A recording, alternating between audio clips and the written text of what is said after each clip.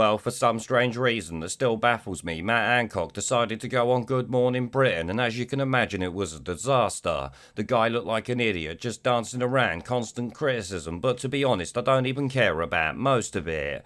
For a lot of the time, they sat there moaning about him not giving his old TV feed to charity after he only gave like 10 grand from 330 or something like that. This, if you ask me, is irrelevant, but they did speak about the past few years and the rules he made, which is what I want to focus on. Well, actually, I want to focus on one bit because it catches him completely off guard, so let's take a look at that. Let's come back to the question of public forgiveness. Someone else who's been watching this interview is a gentleman called Craig Bicknell. You might be familiar with the name.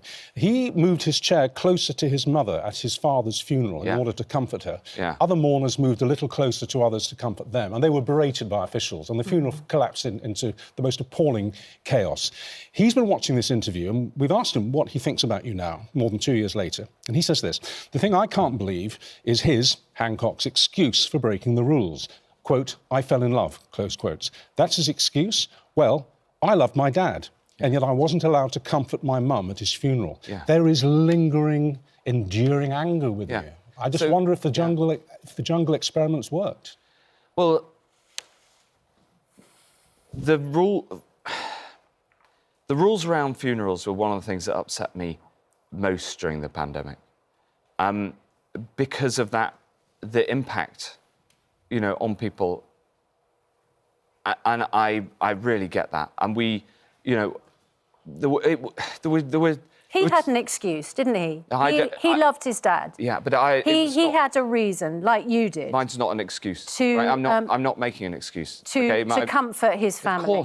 Of course. And so there you see, when pushed on some of the heinous things his demented policy caused, which he himself broke, he had no answer for it. Instead, he sat there scratching his arse, trying to think of a way out of it that didn't make him look like a scumbag. Obviously, that's impossible, but he tried to do it all the same.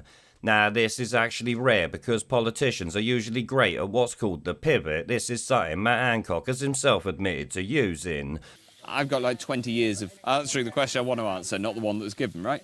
Blair used the word look, right? People would ask a difficult question. Oh yeah, I can and hear he would it say, now. and he would say, I can hear it. And he would say, look, what I came here to talk about was my marvellous programme of such and such. I mean, in politics, it's called the pivot, and you right. This it's is pivot. brilliant, this So stuff. you have to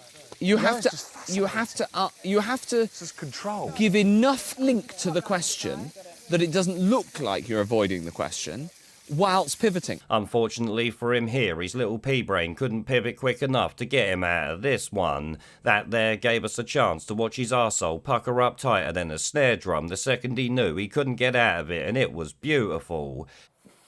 the rules around funerals were one of the things that upset me most during the pandemic.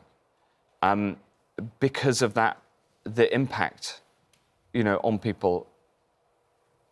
And I really get that. And we, you know, there were. Yeah, that there is great, and I would give Leo's credit for doing it if Susanna Reid didn't jump in and help him, because until she did, he was muttering and stuttering like the best of them.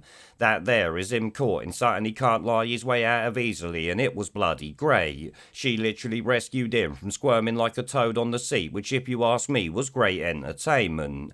I mean, the whole time he's answering the question, he's looking at the floor, which while I'm no body language expert, tells me he's talking out of his arse, and they should have left him to dig the hole even deeper for himself. But I guess it's still good that we got to see him caught out like that, because if I spotted it, I'm sure many other people did.